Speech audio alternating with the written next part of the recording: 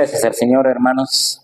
Damos en este día porque podemos alabarlo, glorificarlo y estar aquí en su casa, hermanos, para aprender de su palabra. Voy a pedirles que abran su Biblia, por favor, en el Evangelio de Mateo 21:1. Hoy inicia prácticamente la celebración de la Semana Santa o la conmemoración de la Semana Santa, y el domingo, el primer domingo, que es hoy, es conocido como Domingo de Ramos, Domingo de Palmas, o más propiamente dicho, Domingo de Entrada Triunfal, porque es cuando el Señor Jesucristo entra victoriosamente a la ciudad de Jerusalén. Es la última semana de su ministerio, es la última semana que va a estar en vida, después muere en la cruz del Calvario y posteriormente resucita.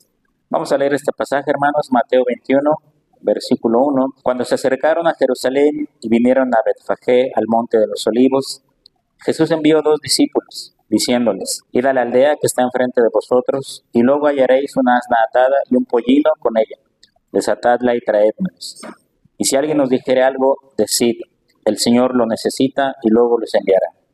Todo esto aconteció para que se cumpliese lo dicho por el profeta cuando dijo: decida la hija de Sión, he aquí tu rey viene a ti, manso y sentado sobre un asna, sobre un pollino, hijo de animal de carga. Y los discípulos fueron e hicieron como Jesús les mandó, y trajeron el asna y el pollino, y pusieron sobre ellos sus mantos, y él se sentó encima. Y la multitud, que era numerosa, tendía sus mantos en el camino, y otros cortaban ramas de los árboles y las tendían en el camino. Y la gente que iba delante y la que iba detrás clamaba diciendo: Hosana al Hijo de David, bendito el que viene en el nombre del Señor, Hosana en las alturas. Cuando entró él en Jerusalén, toda la ciudad se conmovió diciendo: ¿quién es este? Y la gente decía: este es Jesús el profeta de Nazaret de Galilea. Oremos. Te damos gracias, Padre Celestial, porque tú traes tu palabra a nuestras vidas. Tú nos muestras a través de ella el camino que hemos de seguir. Ayúdanos a meditar en ella. Ayúdanos que nuestro corazón sea claro, nuestro corazón esté dispuesto a recibir tu palabra. Te lo pedimos, Señor, en el nombre de Jesús. Amén. ¿Conocen ustedes, hermanos, o han oído hablar de la puerta dorada de Jerusalén? ¿No han oído hablar de ella? La puerta dorada de Jerusalén. Se las presento entonces. Esta es una puerta, hermanos, que se encuentra en el muro oriental de la ciudad vieja de Jerusalén, porque Jerusalén pues ya se ha modernizado como ciudad, pero la parte de la ciudad vieja, la ciudad antigua, todavía conserva parte del muro, y en ese muro hay como 8 puertas, me parece. Cada puerta tiene un nombre. Está la puerta de los leones, la puerta de la basura o del estiércol, como se le conoce, y dentro de esas puertas hay una puerta que se llama la puerta dorada de Jerusalén, que es esta. Si algún día tienen mucho dinero y dicen: ¿a dónde voy de viaje?, pues pueden ir a Jerusalén y conocer la puerta dorada de Jerusalén. También se llama la puerta de la misericordia o la puerta de la vida eterna. Se encuentra prácticamente frente al monte de los olivos. Si vieron la imagen de enfrente, se ve el monte de los olivos. Y los cristianos, o la tradición cristiana, hermanos, cree que fue por esa puerta por la que el Señor entró aquel domingo de entrada triunfal, cuando entró a la ciudad de Jerusalén. Pero si ustedes pueden notar en la imagen, hermanos, la puerta está sellada con piedra. Nada entra ni nada sale por ahí. Y está sellada desde el año 1541. Un sultán otomano que se llamaba Suleimán la mandó sellar, y desde ese año, desde 1541 hasta el día de hoy, está sellada. Nadie entra, nadie sale. Las otras 7 puertas sí están abiertas y por ahí pasa la gente y todo, pero esta específicamente está sellada completamente con piedra. ¿Por qué está sellada esta puerta? Bueno, como ustedes saben, hermanos, la gran mayoría de los judíos no creen en Jesucristo. Varios se han convertido al cristianismo, ¿no? Pero la gran mayoría de los judíos no creen en Jesucristo. Ellos creen que cuando el verdadero Mesías aparezca, Cristo para ellos no fue el Mesías, cuando aparezca el verdadero Mesías, de una forma milagrosa, va a entrar por esa puerta a la ciudad de Jerusalén. Quiero que vean rápido en su Biblia, sin que pierdan en Mateo Ezequiel capítulo 43, voy a leer del 1 al 5, fíjense cómo dice: me llevó luego a la puerta que mira hacia el oriente, y aquí la gloria del Dios de Israel que venía del oriente, y su sonido era como el sonido de muchas aguas, y la tierra resplandecía a causa de su gloria. Y el aspecto de lo que vi era como una visión, como aquella visión que vi cuando vine para destruir la ciudad. Y las visiones eran como la visión que vi junto al río Quebar, y me postré sobre mi rostro. Y la gloria de Jehová entró en la casa por la vía de la puerta que daba al oriente. Y me alzó el espíritu y me llevó al atrio interior, y aquí que la gloria de Jehová llenó la casa. Allí mismo en Ezequiel, capítulo 44, versículo número 2. Y me dijo Jehová: esta puerta estará cerrada, no se abrirá ni entrará por ella hombre, porque Jehová, Dios de Israel, entró por ella, estará por tanto cerrada. Los judíos creen, la gran mayoría de los judíos creen, hermanos, que el Mesías cuando regrese va a entrar por esa puerta. Y fue por esa razón que en el año 1541, como les dije, el sultán la mandó a cerrar, porque dijo: si el Mesías regresa, Israel se va a fortalecer, Israel va a tomar poder, nos van a derrotar, nos van a vencer. Entonces él dijo: mejor la mando a cerrar para que cuando el Mesías llegue no pueda entrar por ahí. Ahora, hay otro detalle en esa puerta, hermanos. Si ustedes se fijan, tal vez no se ve claramente, pero eso son tumbas. Es un pequeño cementerio que está justamente enfrente de la puerta. Este sultán mandó a poner ese cementerio porque dijo: si viene el Mesías, que seguramente va a ser un rabino, no se va a atrever a pasar por el cementerio porque la ley de Moisés le prohíbe pasar entre tumbas porque se va a contaminar y se va a hacer inmundo. Entonces el sultán quería asegurarse que por ahí, cuando el Mesías apareciera, no entrara por ninguna razón. Por eso se mandó a poner ese cementerio. Son tumbas. Ningún judío, ningún rabino pasaría por ahí por temor a contaminarse y hacerse inmundo. Son cosas de la ley de Moisés. Ahora, esta puerta hasta el día de hoy, hermanos, es importante para las tres grandes religiones monoteístas que hay en el mundo. ¿Cuáles son las tres religiones monoteístas que hay en el mundo? Las más importantes: el judaísmo, el cristianismo y el islam. Para los judíos esta puerta es importante porque ellos creen que por ahí, cuando aparezca el verdadero Mesías, por ahí va a entrar, la va a abrir de alguna manera milagrosa, extraordinaria, y por ahí entrará a la ciudad de Jerusalén. Para los cristianos es importante porque creen, muchos cristianos del mundo creen, que fue por ahí por donde el Señor Jesucristo entró a la ciudad de Jerusalén la semana antes de morir. Y para los musulmanes, para los que practican el Islam, esta puerta es importante, hermanos, porque ellos creen que ahí va a ocurrir el juicio final de Alá. Ellos adoran a Alá. Ellos dicen: desde ahí Alá va a juzgar, va a hacer el juicio y ahí va a ser la futura resurrección. Así que, hermanos, muchos turistas visitan ese lugar por lo enigmático, porque dicen es la puerta que está sellada, etcétera, etcétera. Hoy recordamos, hermanos, el domingo de Ramos, el domingo que el Señor entra a la ciudad de Jerusalén.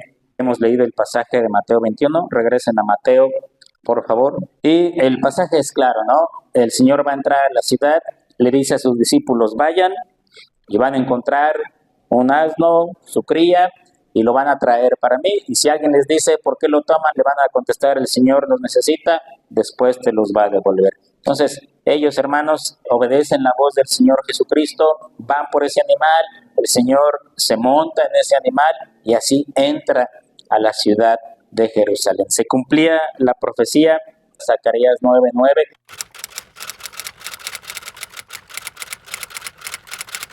Donde se profetizaba, hermanos, que el Señor iba a entrar manso, humilde, sentado en un asno a la ciudad de Jerusalén. Mientras el Señor iba entrando, los discípulos ya le habían puesto sus mantos en el asno para que él montara. Algunos ponían sus mantos, su ropa para que el Señor pasara por ahí. Otros corrieron, fueron a cortar hojas de los árboles, hojas de palma, y las ponían en el camino. Y los peregrinos que ya estaban dentro de Jerusalén, cuando oyeron el alboroto de que algo estaba pasando, corrieron, y cuando vieron que era el Señor Jesucristo, tomaron hojas de palmera y gritaban: Hosana al Hijo de David, Hosana en las alturas. Entonces ese día, hermanos, se armó un gran escándalo, se armó un gran tumulto porque el Señor entró a la ciudad de Jerusalén, porque en ese tiempo había mucha gente en la ciudad de Jerusalén, porque muchos habían ido para celebrar la Pascua en Jerusalén. Entonces estaban los habitantes normales, estaban los que acompañaban al Señor Jesucristo y estaban los peregrinos que venían de todas partes a celebrar la fiesta en Jerusalén. Y entonces empezaron a gritar: Hosana al Hijo de David. Para esas alturas, hermanos, los fariseos ya tenían mucho odio contra el Señor, ya estaban planeando su muerte, y cuando están frente al Señor le dicen: ¿por qué no los mandas a callar? ¿Qué no ves? ¿No te das cuenta de lo que están diciendo? Y el Señor les dice: si ellos se callaran, las piedras entonces hablarían. Diciendo el Señor: es imposible callarlos. Y este pasaje, hermanos, ustedes lo pueden encontrar en los 4 evangelios. Para que ustedes se den una idea de lo que pasó exactamente ese día, hermanos, tendrán que leer el mismo pasaje en los 4 evangelios. Y por ejemplo, Mateo no lo menciona, pero Lucas sí lo menciona. Lucas dice que cuando el Señor, conforme se fue acercando a la ciudad de Jerusalén y la vio, ¿qué hizo? ¿Se acuerdan? Ya va entrando a la ciudad, va montado en el burro y ya ve a lo lejos la ciudad de Jerusalén. ¿Se acuerdan qué hizo, hermanos, el Señor? ¿Qué? Lloró por la ciudad de Jerusalén y dijo: oh, si también conocieses a lo menos en este tu día lo que es para tu paz, mas ahora están cubiertos tus ojos. Mateo no lo dice, pero Lucas dice que cuando el Señor ve la ciudad, entonces se pone a llorar por ella. Finalmente el Señor llega a la ciudad, llega al templo, y esa noche, hermanos, se regresa a Betania con sus discípulos, y al otro día empezaba la última semana del Señor. ¿Sí? Entonces el relato es bastante claro. Les dije hace un momento que los muchos judíos, la gran mayoría de los judíos, hasta el día de hoy están esperando que el verdadero Mesías aparezca. Varios se han convertido al cristianismo, pero es la minoría realmente. La gran mayoría de los judíos, para ellos Cristo no fue el Mesías. Para ellos ese hombre que vino hace tanto tiempo, ese no fue el Mesías. Quizá dicen fue un gran profeta, quizá fue un gran maestro, pero ellos siguen esperando hasta el día de hoy, hermanos, en el 2025, que aparezca el verdadero Mesías, que va a entrar por esa puerta y entonces les va a dar la libertad que tanto están esperando. Porque hasta el día de hoy, hermanos, Israel, el pueblo judío, no ha gozado de una libertad plena y total. Siguen teniendo conflictos, siguen peleando por la tierra prometida, sigue habiendo muchos conflictos por allá. Ellos esperan, hermanos, que aparezca ese verdadero Mesías del que hablan las Escrituras, ese Mesías que les va a dar la libertad que ellos tanto necesitan. Ahora, hermanos, tenemos que entender, alguna vez se los he explicado, hoy les recuerdo un poquito eso. Los judíos en la época del Señor Jesucristo ya estaban esperando al Mesías. Los judíos, un pueblo que por mucho tiempo, por muchos años, fue esclavizado y dominado por muchos pueblos, ¿verdad? Los egipcios, los sirios, los babilonios, y en los tiempos del Señor Jesucristo, los romanos estaban sobre ellos. Fue un pueblo que estaba acostumbrado a la esclavitud y esperaban con ansias la aparición del Mesías. Cuando el Señor empezó a predicar, cuando el Señor Jesucristo apareció y empezó a predicar el reino de Dios y todo eso, muchos de ellos creyeron y dijeron: este es el verdadero Mesías. A lo mejor, hermanos, hasta esperaban que en algún momento dado el Señor Jesucristo se levantara en armas con sus apóstoles, tomara el poder, derrocara a los romanos y les diera, hermanos, la libertad que tanto estaban esperando. ¿Sí? ¿Y ocurrió así, hermanos? Pues no, sí, no, ¿verdad? Porque el Mesías sí venía a traer libertad. El Mesías sí venía a terminar con grandes problemas, pero no como ellos lo estaban esperando. Las palabras del Señor cuando está con Pilato y lo está juzgando y le dice: pues defiéndete porque yo tengo el poder para mandarte a crucificar o liberarte. El Señor le dice: pues mi reino no es de este mundo. Si mi reino fuera de este mundo, ya estarían mis seguidores allá afuera tratando de liberarme, pero mi reino no es de este mundo. El Señor sí vino a traer libertad. El Mesías sí vino a traer libertad, pero no de la forma, no de la manera en la que los judíos estaban esperando. Ellos esperaban un levantamiento en armas, ellos esperaban, hermanos, un levantamiento con los apóstoles y vamos a derrocar a los romanos y vamos a hacer la guerra y vamos a matar a los gobernadores romanos y a los que nos imponen cargas tan difíciles de llevar. Pero hermanos, eso no sucedió. El Señor muere en la cruz del Calvario y la esperanza de muchos judíos se fue al suelo. Dijeron, ese Mesías no era, este no era el que estábamos esperando. Esperábamos libertad y seguimos siendo esclavos de Roma. Esperábamos ser liberados de este yugo y seguimos teniendo este yugo encima de nosotros. Todavía el Señor muere en el año 33 aproximadamente y por lo menos 30 años más el yugo romano, hermanos, estuvo sobre ellos. Por eso dijeron ellos, este no era el Mesías que estábamos esperando. Vamos ahí mismo en Mateo capítulo 21 y vamos a leer el versículo número 8 y 9 nada más. Y la multitud, que era muy numerosa, tendía sus mantos en el camino y otros cortaban ramas de los árboles y las tendían en el camino. Y la gente que iba delante y la que iba detrás aclamaba diciendo, Hosana al Hijo de David. Bendito el que viene en el nombre del Señor, Hosana en las alturas. Aquí Mateo no lo dice. Si ustedes leen el mismo pasaje en Lucas sí dice que cuando el Señor vio la ciudad, se puso a llorar. Sí, quizás son, hermanos, los únicos dos momentos que leemos en los evangelios que el Señor lloró. El primero fue cuando iba a resucitar a Lázaro, se lo pueden ver ahí en Juan capítulo 11, y el segundo es ahí, cuando ve la ciudad de Jerusalén, se pone a llorar. Ahora, hermanos, alguna vez les prediqué de eso. ¿Se acuerdan por qué les dije que el Señor lloró cuando vio la ciudad de Jerusalén? ¿Por qué? El Señor estaba viendo lo que le iba a pasar a Jerusalén años más adelante. El Señor muere en el año 33 y en el año 70, hermanos, en el año 70 la ciudad de Jerusalén es sitiada.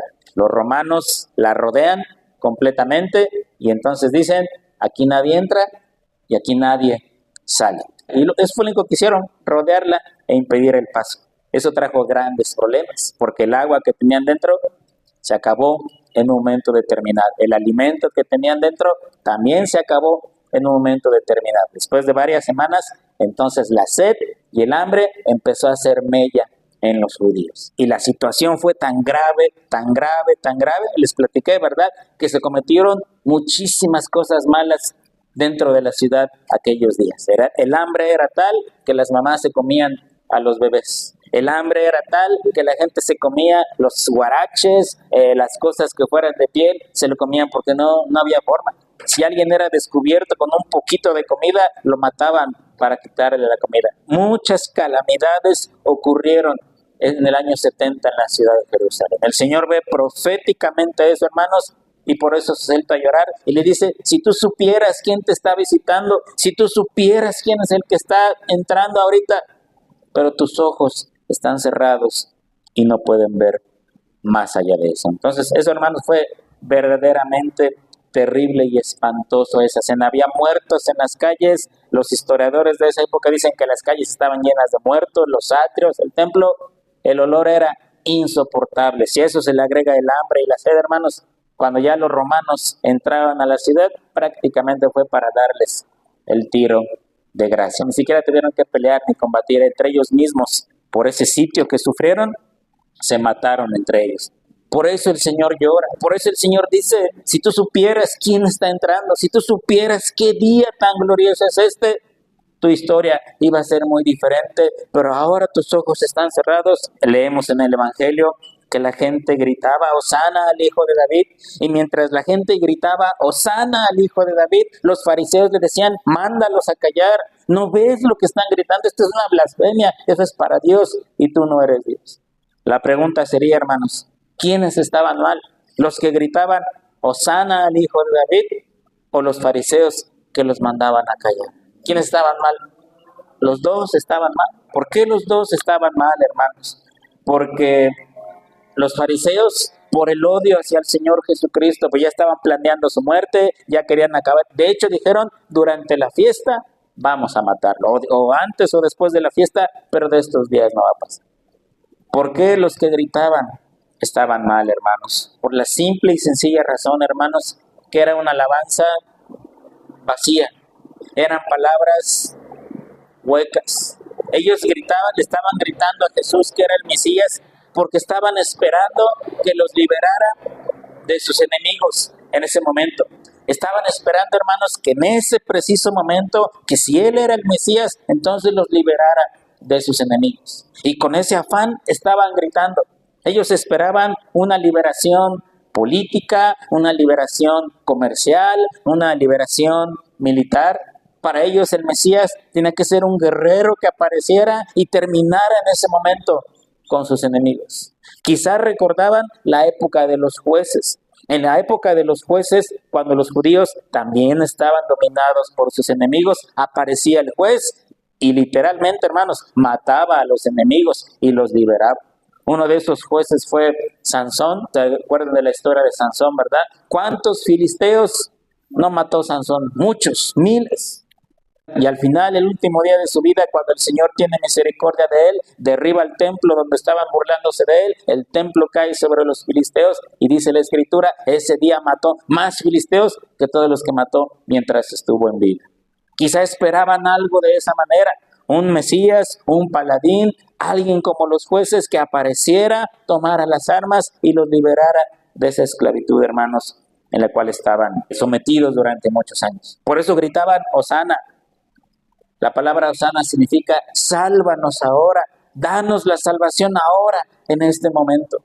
Entonces, ¿quiénes estaban mal, hermanos? Los dos estaban mal. Los fariseos por el odio y la envidia que le tenían al Señor. Y los que gritaban, porque sí gritaban, sí lo estaban recibiendo, pero sus expectativas eran otras.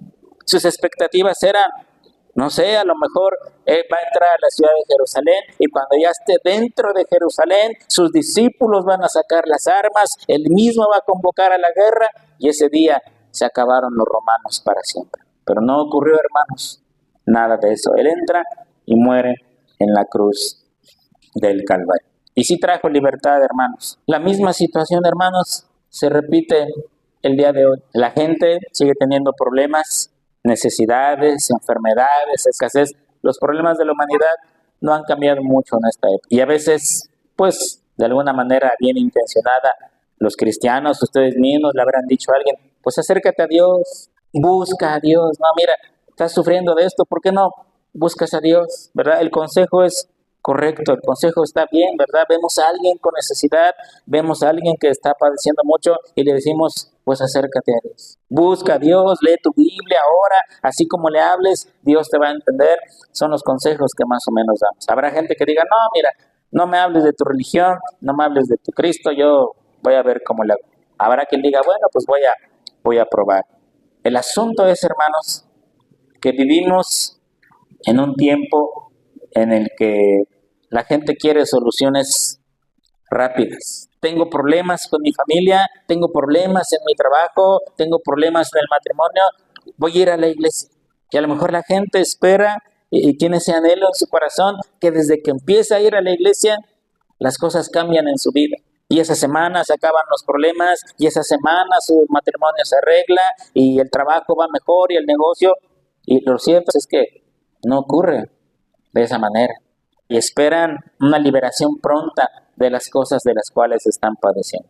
Por eso las sectas heréticas, los grupos pseudo cristianos, como la iglesia que sale en la televisión, donde prometen la solución de todos los problemas de manera casi inmediata, por eso tienen tanto éxito, hermanos.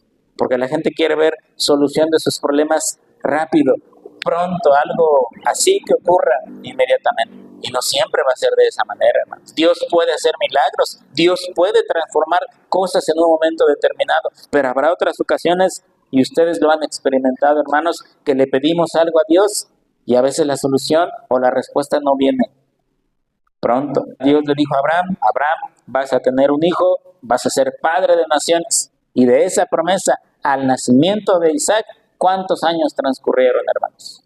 Muchos, décadas. No siempre va a venir la respuesta de manera inmediata. Es algo que tenemos que entender siempre en nuestras vidas, que nunca se nos debe olvidar, es que el Mesías, el Señor Jesucristo, sí vino a eso, a traer libertad. Pero ¿libertad de qué, hermanos? Del pecado. El hombre, la humanidad, había sido esclavizada más que por hombres, más que por ejércitos, por el pecado. El pecado es una enfermedad, es un cáncer, dice la Biblia, que contamina a la persona y la mata y contamina a los que la rodean. Y dice el profeta Isaías, y no hay nada que puedas hacer para quitar ese pecado en tu vida. Si te lavaras con lejía, muchas veces tu pecado va a permanecer ahí. Lo único que puede quitar el pecado, hermanos, que es la sangre del Mesías derramada en la cruz del Calvario. Eso es lo único. Y el Mesías vino, hermanos, a eso precisamente. Porque la raíz de todos los problemas que los hombres tienen, cualquier problema que usted quiera mencionar, hermano, problemas familiares, problemas en el matrimonio, problemas conmigo, con mis sentimientos, con lo que soy, cualquier problema que el hombre pueda tener, hermanos, el origen es su pecado. Y a eso, hermanos, vino el Mesías, a liberar a la humanidad de ese pecado que tanto los había esclavizado. Y muere en la cruz del Calvario y somos libres. Esta misma multitud, muchos lo han comentado, esta misma multitud que el domingo estaba gritando Hosana, el viernes siguiente iba a gritar, crucifícalo. Era una alabanza hueca, era una alabanza falsa, porque ellos tenían unas expectativas del Mesías, pero el Mesías traía un plan bien determinado de parte de Dios. Lo mismo que pasa hoy, ¿verdad? Viene alguien a la iglesia, trae sus problemas, oramos por él, y pasa 1, 2, 4 domingos y no pasa nada en su vida. El cristianismo no sirve, Dios no existe. Eso de que Dios resuelve problemas es falso, completamente. Cuando realmente, hermanos, el Mesías quiere librarnos de nuestros problemas, el más importante de ellos es el pecado que pudiera haber en nuestra vida. Amén. Mucha gente, no solo los judíos, están esperando al Mesías verdadero. Mucha gente, de una manera inconsciente, ocurre lo mismo exactamente. Ahora, esto es como la política, ¿no? A mí no me gusta hablar de eso, pero esto es como la política. Cada vez que va a haber elecciones de presidente, pues surgen los candidatos y dicen, no, pues yo les prometo que conmigo todo va a ser mejor. Esto no les tengo que contar, ¿no? Ustedes saben todos los cuentos que nos dan en la época de elecciones. Sin embargo, a veces ocurre que las cosas sobresalen un poquito más de lo normal, porque de repente sale un candidato que dice, no, conmigo sí las cosas van a ser distintas, ¿no? Y este candidato promete el cielo y las estrellas, y por alguna extraña razón la gente cree y dice, no, con este sí vamos a salir de pobres. No les doy nombres porque ustedes saben de quién estoy hablando precisamente. Y llega al poder, gobierna 6 años, ¿y qué pasó, hermanos? Sigue igual todo. No, y luego viene otro o viene otra que dice, no, conmigo sí las cosas van a cambiar, y nos damos cuenta que es exactamente lo mismo. El asunto es, hermanos, que la gente espera que con un gobierno, con un presidente, las cosas cambien de la noche a la mañana.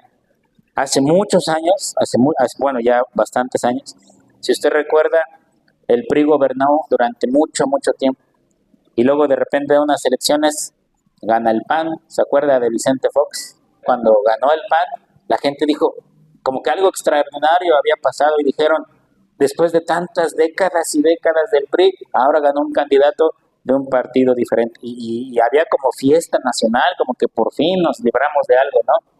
Y un comentarista en las noticias dijo, bueno, si ustedes, porque las elecciones fueron un domingo y dijeron ganó, y él dijo, si ustedes creen que mañana todo va a amanecer de color de rosa, los pájaros van a cantar y nuestra nación se va a ir así hacia arriba en una semana, y se están mal, no va a pasar nada absolutamente. Y realmente, hermanos, no pasó nada, siempre ha sido lo mismo exactamente.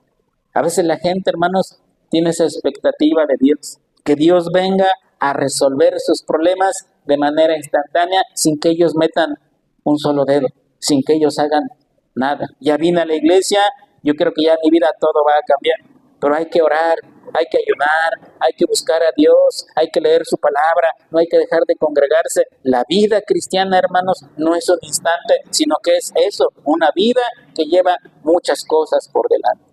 Y ustedes que ya tienen más de 5, 10 años en el cristianismo, podrán decir que en la vida cristiana las cosas no se solucionan instantáneamente. Habrá momentos en el que Dios haga milagros y a lo mejor sana algo o resuelve una situación de manera inmediata. pero soluciones instantáneas, hermanos, como el mundo hoy quiere que sean las cosas, nunca van a ocurrir. El Mesías vino a traer libertad, vino a liberarnos del pecado, hermanos, y eso es lo que quiere hacer en nuestra vida. Y cuando el pecado del hombre es resuelto, todo lo demás en su vida se va a resolver. Por eso el Señor dijo, arrepentíos porque el reino de los cielos ha llegado. Él vino a traer, hermanos, esa solución. Amén. Entonces, tenemos dos opciones. O ser como muchos judíos y esperar que esa puerta un día se abra.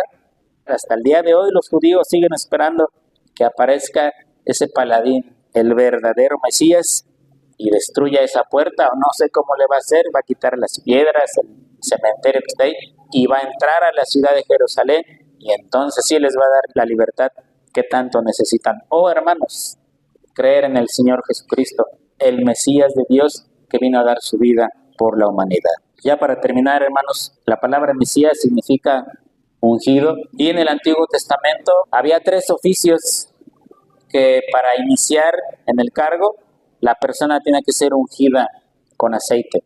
El profeta, el sacerdote y el rey. El profeta, antes de iniciar su labor, era ungido con aceite para dedicarlo a Dios.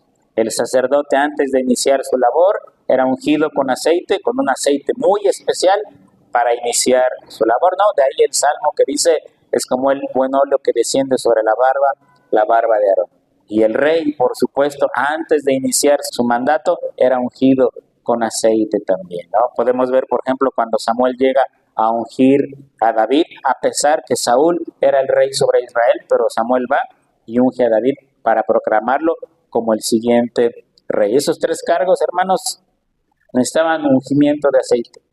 No hubo un hombre en todo el Antiguo Testamento que ostentara los 3 cargos. A lo mejor hubo uno que fue rey y nada más, quizá hubo alguno que fue profeta y sacerdote, pero ninguno, hermanos, ocupó los 3 cargos. Y como bien saben, hermanos, el Mesías, Cristo, el Hijo de Dios, Él sí ocupó los 3 oficios. Cristo fue profeta, Cristo fue sacerdote y Cristo, hermanos, fue o sigue siendo rey hasta el día de hoy. Fue profeta porque vino a mostrarnos el camino de Dios, vino a mostrarnos la interpretación del Antiguo Testamento y enseñarnos cuál es el camino de Dios. Fue sacerdote porque ofreció un sacrificio perfecto en la cruz del Calvario. Es más, el sacrificio fue su cuerpo mismo. Y después de eso, dice el apóstol Pablo, delante del Señor se doblará toda rodilla de lo que está en los cielos, en la tierra y aún debajo de la tierra, se constituye en Rey de Reyes y Señor de Señores. Así que, hermanos, alabemos y glorifiquemos al Mesías de Dios, a nuestro Señor Jesucristo, porque Él es el perfecto Mesías, Él es el Mesías que estábamos esperando, Él es el Mesías que trae libertad a la humanidad. Y Él es profeta, Él es sacerdote y Él es rey. Vamos a orar. Te damos gracias, Señor, porque estás con nosotros. Te pedimos ahora, Padre, que tú nos ayudes a confiar, a creer en ese Mesías que tú enviaste. Señor, creemos que tu Hijo Jesucristo es el Mesías que tanto anhelaba la humanidad, que un día, Señor, entró triunfante a la ciudad de Jerusalén, así como un día también entró en nuestro corazón. Ayúdanos, Padre, ayúdanos a adorarlo, a creer en Él, a confiar en Él, a depositar todas nuestras esperanzas, todos nuestros anhelos en este Mesías. Señor, te damos gracias por su vida, porque hoy recordamos, Señor, que seguramente no es la fecha exacta, pero hoy recordamos cuando entró, Señor, a la ciudad de Jerusalén con el único y firme propósito de morir en la cruz del Calvario, de derramar su sangre por nuestros pecados, de liberarnos, Señor, del verdadero tirano que era el pecado, y libertar nuestra vida y darnos una esperanza distinta. Te alabamos y te glorificamos, Señor, en el nombre de Jesús. Amén.